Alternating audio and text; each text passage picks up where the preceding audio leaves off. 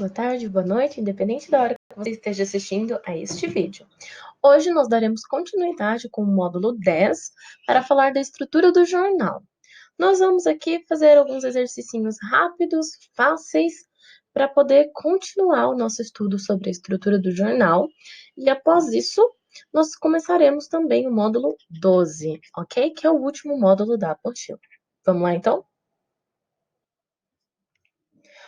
Vamos lá, então. Como ontem eu já passei toda a explicação, temos aí uma atividade, só que essa atividade eu vou pedir para que vocês façam, ou a gente vai fazer quando as aulas voltarem, ok? Porque a gente precisa analisar jornais. Então, eu acho que é mais legal fazer isso em sala de aula. Então, por enquanto, nós não faremos essas atividades, ok? Nós vamos fazer essa aqui, que são os testes. Tem dois testes, um na página 97 e o outro na página 98, ok? Vamos lá. Leia o título e o subtítulo de uma notícia. Parece que teve grafite apagado na Avenida 23 de Maio, amanhece com manchas coloridas. Opa, gente, desculpa. Parede que teve grafite apagado na Avenida 23 de Maio aparece com manchas coloridas. Marca seria um protesto contra a iniciativa do prefeito João Dória de retirar antigas pinturas do local.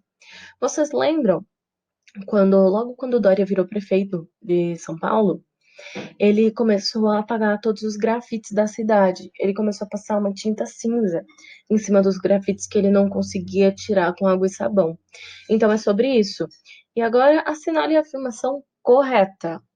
A expressão iniciativa do prefeito, referida no subtítulo, explica o predicativo do objeto utilizado no título. O que é predicativo do objeto? Vocês já aprenderam isso em gramática. A expressão antigas pinturas usada no subtítulo refere-se ao adjunto adnominal utilizado no título. Vocês também já aprenderam isso em gramática. O substantivo marcas refere-se ao protesto do prefeito de São Paulo contra os grafites nos muros da avenida. E D pode-se inferir do título, ou seja, a gente consegue entender pelo título, que a iniciativa do prefeito de apagar os grafites ocorreu durante a noite. O que nós achamos que pode estar certo? A, B, C ou D? Óbvio que é a A, né, gente? Porque, ó, essa iniciativa do prefeito está referida no subtítulo, certo? E é o predicativo do objeto que é usado no título, ok? É predicativo do objeto, vocês têm que achar aí. Se é do objeto, vocês têm que fazer a análise sintática, descobrir qual que é o sujeito, o verbo, qual é o objeto e analisar, ok? A 2. Leia a chamada da primeira página e o primeiro parágrafo de uma notícia publicada no jornal Metro, ou Metro, né? No jornal Metro. Grafite volta a colorir muro que morador pintou de cinza no Beco do Batman, em São Paulo. O grafite voltou a colorir o único muro cinza do Beco do Batman, ponto turístico mais conhecido da Vila Madalena, na zona oeste de São Paulo. Depois de resolver apagar, no dia 11 deste mês, os desenhos que fizeram sua casa na rua Gonçalo Afonso se tornaram uma das atrações do espaço. O aposentado João Batista da Silva, de 70 anos, liberou Binho Ribeiro, um dos artistas que haviam grafitado a parede há cerca de 20 anos, a criar uma nova obra, que já estava praticamente pronta. Aí temos, pelo título da notícia, o leitor deve esperar que o texto avalie negativamente os famosos grafites do Beco do Batman, aprove a destruição do grafite pelo morador proprietário no muro, reprove a grafitagem em muros de propriedades privadas, veja com simpatia a renovação do grafite sobre o muro pintado de cinza. Que não tem nem o que falar, né, gente? É a D. Por quê? A gente percebe que o morador ele apagou para que o pintor possa fazer de novo, que o grafiteiro possa fazer um novo grafite e que sempre esteja renovando. Então, a única que a gente consegue ter aqui é a D, porque é uma visão simpática da renovação do grafite, ok? Então, aqui nós encerramos o módulo 10. O para casa também não tem como mandar, porque é a partir das tarefas do jornal, que eu acho mais legal nós fazermos juntos. Então, assim que as aulas voltarem, a gente faz essas atividades juntos, ok? É a única coisa que eu vou deixar aí para trás, para que posteriormente nós possamos fazer. Porque é muito legal analisar jornal, ok? Então, isso vai ficar para um futuro próximo aí. E a tarefa de casa, eu falei para vocês que eu enviarei através do plural, mas é o que eu acabei de falar. Eu acho mais legal a gente fazer isso em sala de aula, ok? Então, assim que as aulas voltarem, a gente faz essa tarefa, beleza? Então, a partir disso, nós começaremos aí o módulo 12, Poesia e Notícia. Nós já estudamos as poesias líricas, épicas, dramáticas, né? Na aula do módulo 9, se eu não estou enganada. E agora acabamos de estudar notícia, certo? Porque estudamos a estrutura do jornal. Então, estudamos a parte da notícia. Então, começando aí pelo módulo 12, é um módulo bem rápido também, né? Para a gente poder finalizar a apostila. Próxima aula eu venho com revisão de tudo, para que vocês não tenham nenhuma dúvida do que foi passado. Qualquer dúvida também me mandem mensagem, como eu sempre falo, né? Vamos lá. Poesia e notícia, módulo 12, página 109.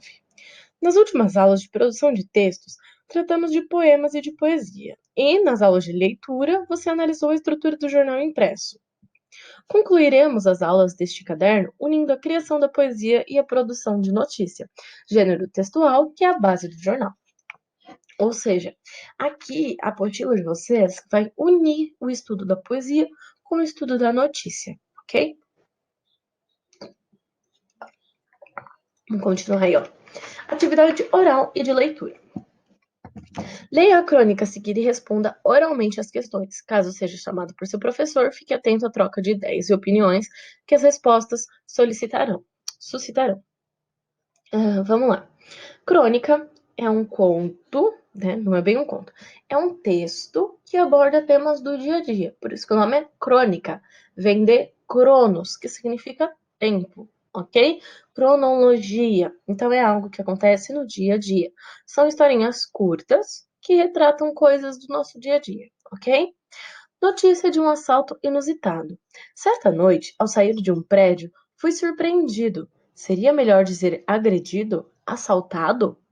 Por uma onda perfumada que me arrebatou. Era o perfume que emanava das flores de um jasmineiro, a poucos passos do portão do edifício.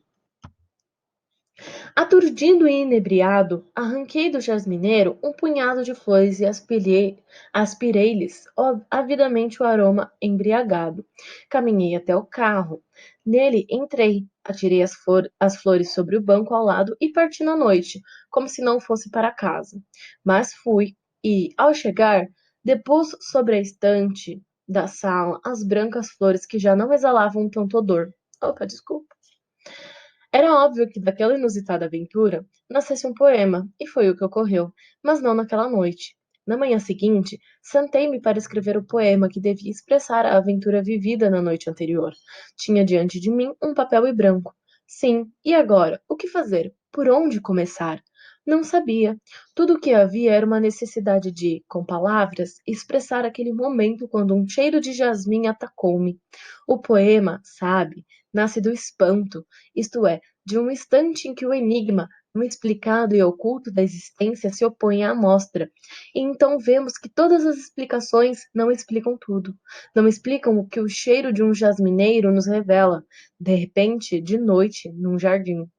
No entanto, até certo ponto, por seu caráter inusitado, o poema é uma notícia. Notícia de um fato que o poeta quer dar a conhecer o mundo. Um cheiro de jasmim atacou-o, de súbito, num jardim, aparentemente seguro, às 11h50 de uma noite de quinta-feira. No entanto, dito assim como notícia, a ocorrência não chega a ser um poema. Seria, quando muito, uma nota na página policial do jornal. Assim, Jasmim agride cidadão desavisado. E não haveria exagero, se leva em conta que, quando saí do prédio e fechei o portão, mal desci os 2 degraus e o assaltante, que era o próprio jasmineiro, saltou sobre mim, como sombra, ou melhor, como aroma, e me agrediu nariz adentro. E nisso o poema se assemelha à notícia, frutos ambos do ineditismo e do espanto. Mas não se escreve um poema como se escreve uma notícia, com lide e sublide, tendo por objetivo principal relatar o ocorrido, de maneira o mais impessoal possível, com isenção e sem ambiguidade. Já no poema, muito pelo contrário, o autor se confunde com o que diz, mistura-se com o fato, de tal modo que não se distingue o que ocorreu do que ele imaginou. O poeta, na verdade, não informa, inventa, não informa ao leitor, confunde-o deliberadamente para deslumbrá-lo. Ok? Entendemos alguma coisa? O que aí, para vocês, a notícia tem a ver com o poema ou com a poesia? Eles são parecidos? De que forma? Então vamos às perguntas que o texto traz aí. Aponte o trecho em que Ferreira Goulart, que também é poeta, dá sua visão de como nasce o poema. 2. Em seguida, responda. A explicação do autor para o nascimento do poema é semelhante às que leu nos textos das aulas anteriores ou diferente delas? B. Você concorda com essa explicação do autor? Por quê? 3. Leia o último parágrafo da crônica e responda. Segundo Ferreira Goulart, qual é o objetivo da notícia? E do poema? Qual a relação entre a notícia e o seu autor? E qual a relação entre o poema e seu autor? Então vamos lá. A primeira está perguntando sobre um trecho que dá a visão de como nasce o poema. E essa parte aqui, que ele fala: o poema, sabe, nasce do espanto, isto é, de um instante que o enigma sempre não explicado do culto da existência se põe à mostra. E então vemos que todas as explicações não se explicam tudo, não explicam o que o cheiro de um jasmineiro nos revela, de repente, de noite, num jardim. Então, para o Ferreira Goulart, é nessa parte que vai nascer o poema. Ele nasce de repente, ele nasce do espanto, da epifania de ideias que você tem. A dois são plenamente pessoais, né? Então, a 2A está perguntando para gente qual a explicação, se a explicação do autor é semelhante às aulas anteriores ou diferentes. A gente percebe aqui, né, esperamos que vocês, alunos, entendam que tanto Ferreira Goulart como os outros poetas consideram que a poesia revela o que não é óbvio, o que é normalmente oculto, ok? A B também é uma resposta pessoal, mas a partir das leituras e discussões realizadas nas aulas anteriores, os alunos deverão concordar. Ou seja, quando a gente olha a B, você concorda com a explicação do autor? Por quê? Porque, gente, essas respostas são as que a apostila trazem. Então, quando ela fala aqui que os alunos deverão concordar com essa parte, que você concorda com essa explicação do autor? Por quê? Porque a gente já estudou que o poema, que a poesia, ela é cheia de sentimentalismo. Então ela vem, você pode respirar uma coisinha diferente e nasce uma poesia, ok? Então, aqui vocês têm que concordar com isso. O não aqui não é uma resposta opcional. Por quê? Quando a gente fala de poesia, é tudo muito sentimental. Lembra que eu falei para vocês do vaso chinês, né? Que eles prevalecem a linguagem sobre o tema. Então é a mesma coisa, a poesia, ela precisa ter esse sentimentalismo, e é o que ele fala. Quando o autor fala que o poema ele nasce do espanto, isso já mostra pra gente que a poesia, ela nasce do nada, cara. Por isso que a resposta é pessoal, mas vocês precisam concordar com essa afirmação, ok? E a 3A. Segundo Ferreira Goulart, qual é o objetivo da notícia e do poema? Bom, segundo ele, o objetivo da notícia é informar o leitor. E para isso, o fato ocorrido é relatado de forma objetiva e precisa. Já o da poesia é deslumbrá-lo, ou seja, a poesia serve para trazer esse sentimentalismo, para que a gente possa ficar deslumbrado com tudo isso, ok? E a B está perguntando aí qual a relação entre a notícia e seu autor, e qual a relação entre o poema e seu autor. Bom, a relação do autor com a notícia é relatar o ocorrido de maneira impessoal, ou seja, com isenção. Então ele não se insere dentro do texto da notícia. Porém, o poeta, ele vai se misturar no meio do texto. Por quê? É a visão dele que vai ser expressada naquele poema. E como é cheio de sentimentalismo, não tem como ele ficar de fora. Porque ele mistura a realidade e a imaginação. Depois, nós temos aí, na página 111, escreva uma notícia adequada à publicação numa seção ou num portal virtual de notícias, cujo nome é a notícia do dia. Então, vocês vão escrever a notícia do dia. Como vocês farão isso para me entregar? Pelo e-mail que eu já passei para vocês. E para definir o assunto de sua notícia, considere o público-alvo, a que ela se destina, seus colegas de classe.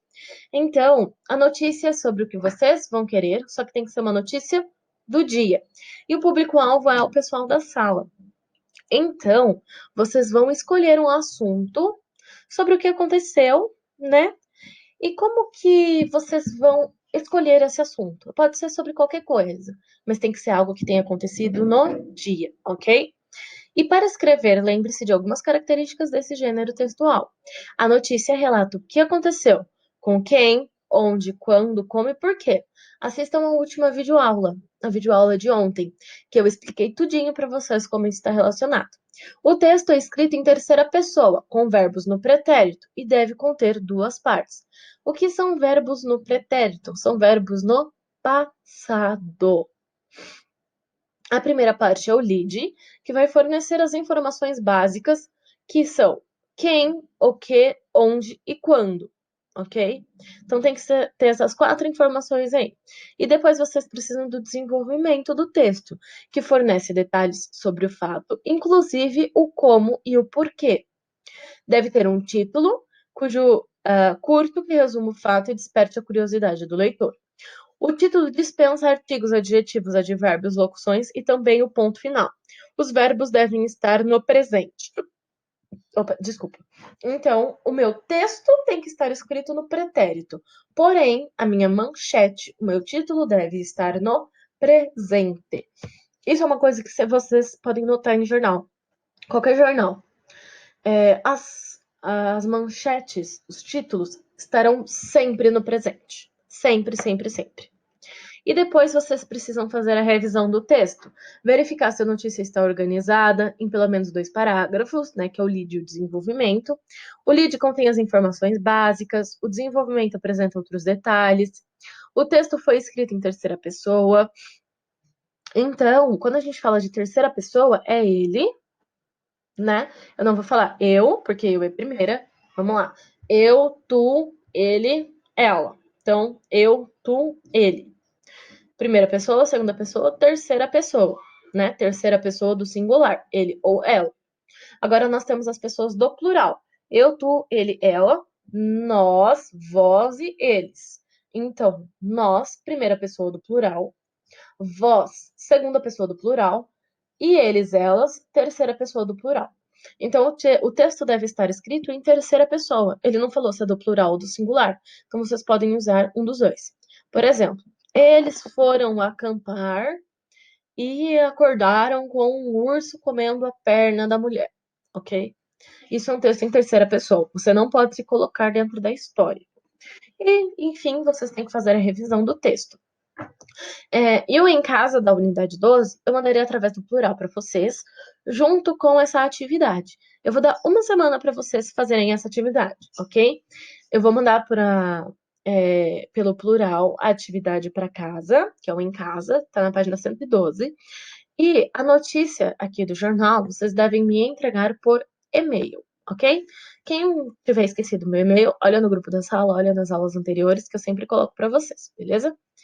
É isso, pessoal. Qualquer dúvida, entre em contato comigo. Um beijo e até a próxima aula. Tchau, tchau!